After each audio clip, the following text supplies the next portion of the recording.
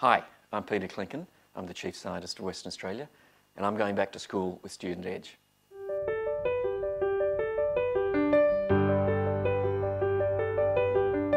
Hi, I'm Simon Miraudo, and today I'm chatting with Professor Peter Klinken, WA's Chief Scientist. Thanks for going back to school with us, Peter. Hi, nice to see you. Now, I understand that you were actually born in Singapore. That's correct. Can you tell me a little bit about what it was like to go to school there, even though you eventually moved on to Australia? What were your memories of school in Singapore? Yeah, it was a very interesting time. My folks sent me to a Catholic school because they believed very much in their religion, and I guess I was the only Caucasian kid in this school, and that came with some teasing, some bullying, some challenges, which at the time, I got to say, I found difficult, but it's probably, in retrospect, been good for me. It's actually made me into the person that I am. There were a lot of life lessons that I had to pick up very quickly to survive in that school environment. I did read that your current role as WA's Chief Scientist can be traced back to a Year 10 prize. And now, apparently it wasn't a very good prize. It was quite lame. Can you tell me how that connects to you today? Absolutely. That book actually transformed my entire life. So this is a biology book? This is a biology prize. So if I just go back to Year 10 at high school, being a good conscientious student, I won a prize, and it was for biology. And come to speech night, and they give me this biology textbook as a prize, and other kids were getting movie passes and stuff like that, and I'm going, how unlucky can you be? So I buried that book. I just left it aside and didn't look at it until I got to Year 11 or Year 12, and I was studying for biology for my final exams, and I thought, maybe that book might have something in there for me.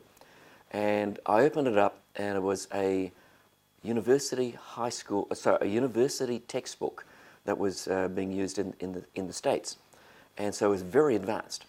And I started going through it, and I came to a section on biochemistry, and that was a new discipline that was emerging in the late 60s, early 70s, and it showed to me for the first time how you could actually combine chemistry and biology, the two great loves and passions of my life, suddenly were there in this new discipline called biochemistry, and how a single molecule like glucose can be transformed into energy, that there are actually chemicals in your body that actually can be transformed and produce energy, and there are enzymes which act as catalysts in your body to produce energy.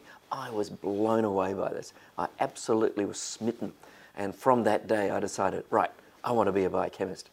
So, what was I, 15, 16 at the time? I made the conscious decision then, I want to be a biochemist.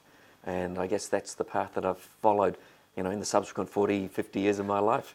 Well, you eventually became a high school teacher in your own right. Mm-hmm. Were your prizes better? Or did you think, the biology book is actually good? The reason I got into teaching was that during my PhD, I had the misfortune of being so enthused and excited by my research that I just kept doing experiments, and I forgot there was one small thing called writing a thesis to actually finish off your work. And I got to 4 years into my PhD and realised that there was no more scholarship money.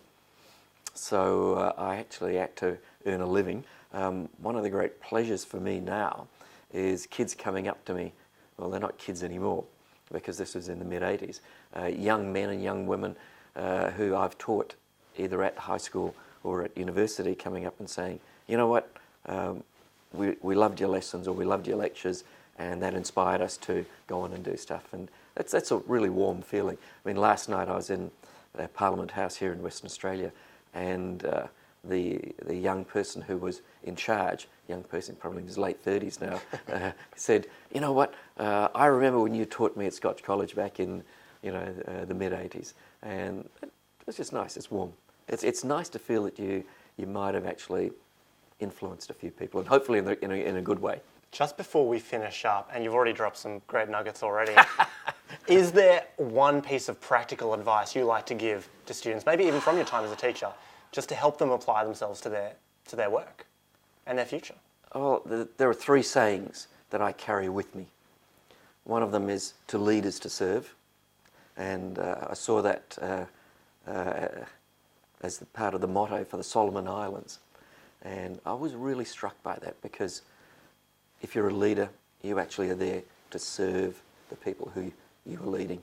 And that's something that I think upcoming leaders need to be aware of. It's not about you, it's actually about the people that you're bringing along behind you. So the leaders to serve is very important for me. All things must pass. All things must pass is important to me, because there are good times, enjoy them.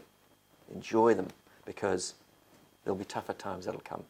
And when you're going through the tough times, know that they too will pass, and good times will come again.